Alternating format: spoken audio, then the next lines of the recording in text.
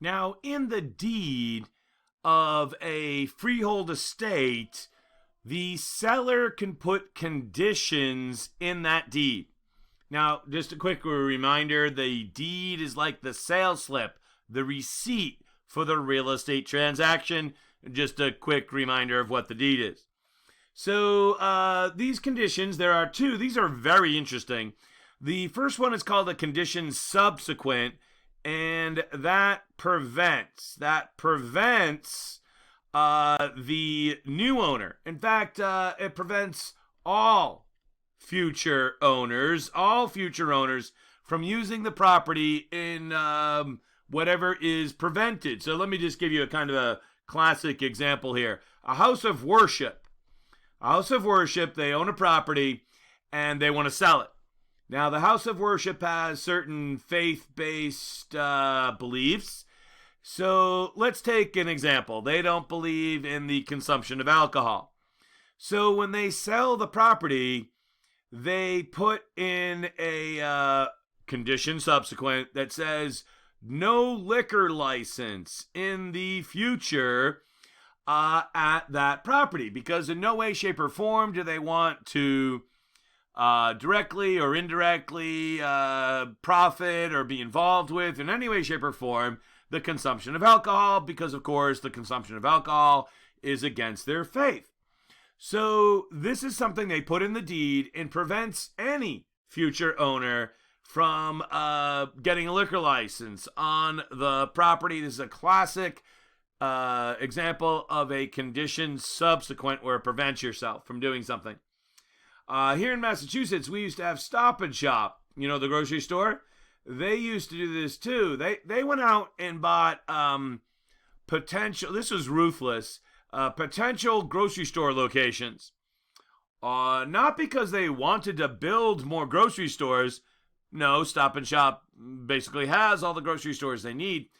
Why they did this is to prevent competition. So they'd buy these grocery store locations. And, hard to locate a grocery store. Got to have certain visibility and traffic pattern. Got to be a fairly flat parcel, or you can make it flat. And so they'd buy these places, hold on to them for a little while, and then eventually sell them with a whole, no pun intended, grocery store list of things that you couldn't do on them. And you couldn't sell dairy, fish, meat, all the stuff that you would sell at a grocery store. You couldn't do that. So if you wanted to buy it and use it for a car dealership, great. Want to buy it and put up a market basket? No. I know, ruthless, as I said, I know, but they're known to do this down the Cape and in Eastham and Bourne. I know they also did it in Quincy.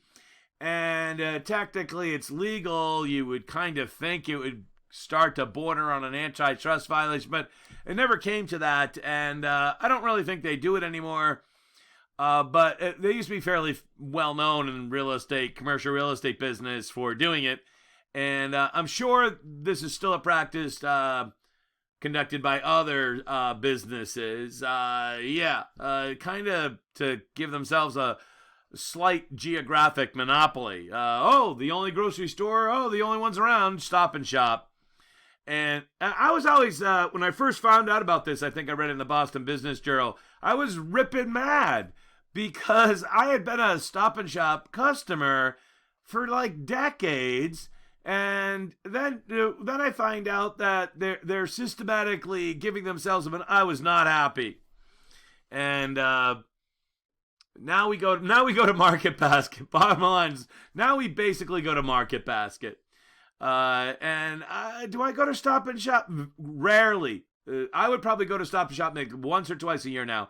Not because of this, but I think we just switched to Market Basket for a lot of other reasons. But my wife also kind of grew up going to Market. But that's another story altogether. All right, so condition determinable. This requires you use the property in a certain way. And the best example that I can give for a condition determinable would be an open space situation where there's this place, some of you might know it, it's called Mary Cummings Park, and it's up in Burlington, Woburn area. And back when Mary Cummings granted, I think she granted it to the city of Boston, if I'm not mistaken. It's about 200 acres. And she granted it with this particular language. It said it must be used, direct quote here, as a public pleasure park, as a public pleasure park, as a public pleasure park.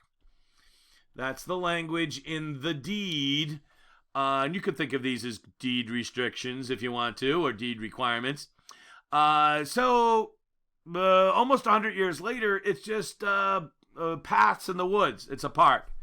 And there's a small little parking lot, and that's about it. Nothing.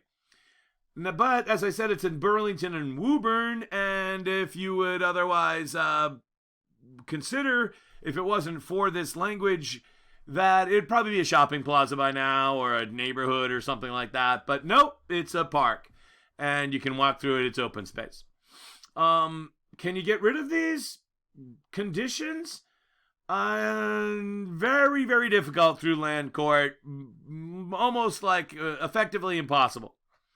The one way it can get rid of is by eminent domain, where the government would come along and take the property.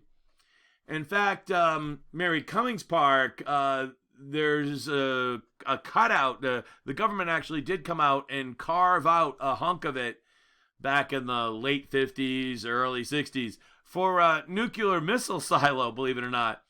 And that didn't last long.